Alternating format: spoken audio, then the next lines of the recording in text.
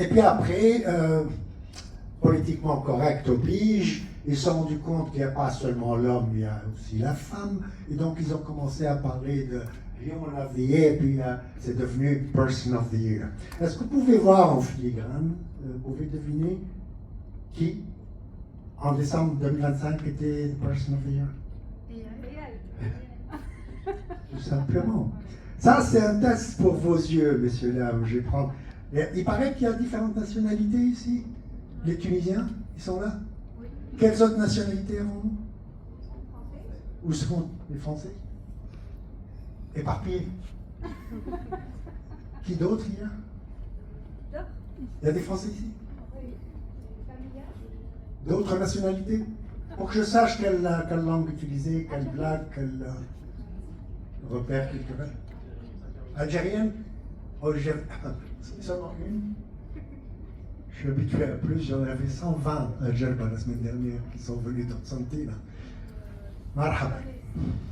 Alors, le test que je vais donner là, c'est pour les Tunisiens, parce que je les connais mieux et je sais de quoi je parle. Est-ce que vous pouvez imaginer que vous êtes chez l'ophtalmo, hein? C'est comme ça qu'ils font. Ils vous donnent de gros caractères, ils vous disent lis ça, et puis ils vous donnent les gros, et puis vous croyez que vous êtes champion, vous pouvez les voir, et puis après ils commencent à descendre jusqu'à ce que vous ne voyez plus rien. C'est là qu'en fait vous avez commencé à avoir des lunettes. Qu'est-ce que vous voyez? Je vais nommer des volontaires. Qu'est-ce que tu dis? AI. Là, tu dis mal. Qu'est-ce que tu vois? A et I, hein? Qu'est-ce que tu vois maintenant? C'est dur, les Tunisiens. T'as des lunettes? C'est le bon numéro. Tu vois pas? Allez, vas-y. Tu veux que je t'apporte l'écran ici? On va prendre un autre ce fois-ci. Tiens, au hasard. Allez, toi. Hein, qu'est-ce que tu dis? Ah? Bravo. C'est AI, mademoiselle. Je sais que c'est difficile, mais... Et là, c'est comme ça les trucs chez les ophtalmos, hein. Et là, les pièges, ça commence. Et là, mademoiselle, IA. Hein? Alors, comment c'est devenu comme ça? Hein, les Tunisiens? Wallah l'azim, quand j'écoute la radio, je deviens un idiot. IA ici, IA là. Mon dentiste, il a des diplômes, il dit IA. Dire avec lui AI d'aujourd'hui comme c'est un IA d'hier. Et le pire, c'est que c'est devenu interdit dans ma classe. Tu fais IA et t'es sorti pour l'année. Ah, c'est contagieux. Je vais à l'école pour disséminer le savoir. Je vais à l'école intelligent, je reviens idiot. Alors, je ne sais pas pourquoi il y a des problèmes de prononciation. Digital, Jaga, Video, KPI, Métaverse. Ah, celle-là, tu la connais. Le problème, c'est que, je vais dire en arabe, peut-être je vais traduire, Loura Hamilatouman.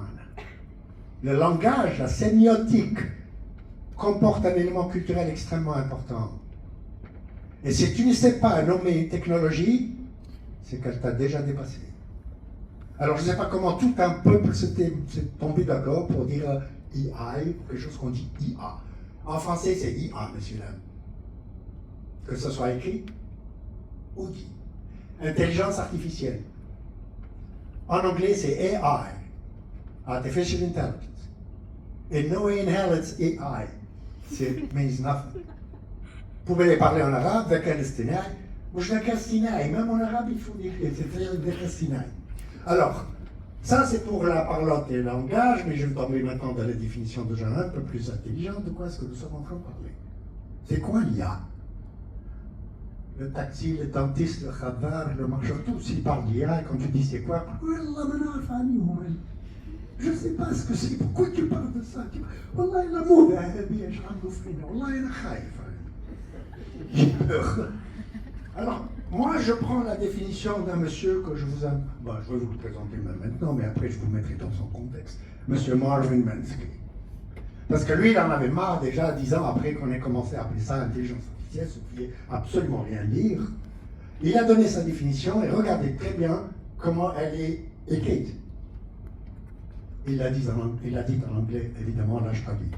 L'IA consiste à faire résoudre par des machines les problèmes que les humains résolvent grâce à l'intelligence. Il n'a pas imputé l'intelligence à la machine.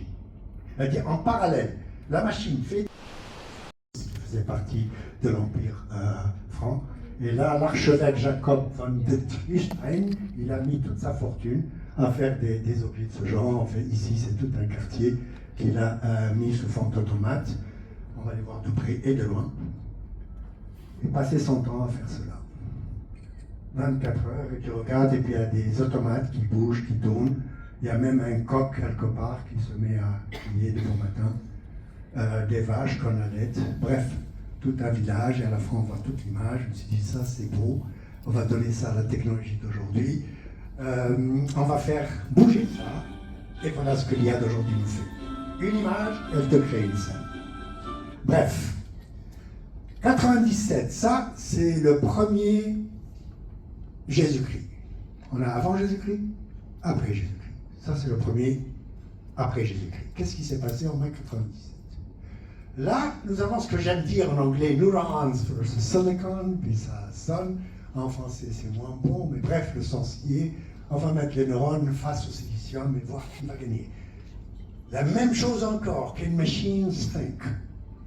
Herb Simon, dont je vous avais parlé tout à l'heure, qui était un prof ici jury, s'est dit dans 10 ans, la machine va jouer aux échecs avec l'humain et le gagner. Ça n'a pas mis 10 ans, ça a mis 30 ans de plus, mais ça a été fait en 97 avec M. Kasparov, qui était à l'époque le plus grand champion d'échecs, à l'époque.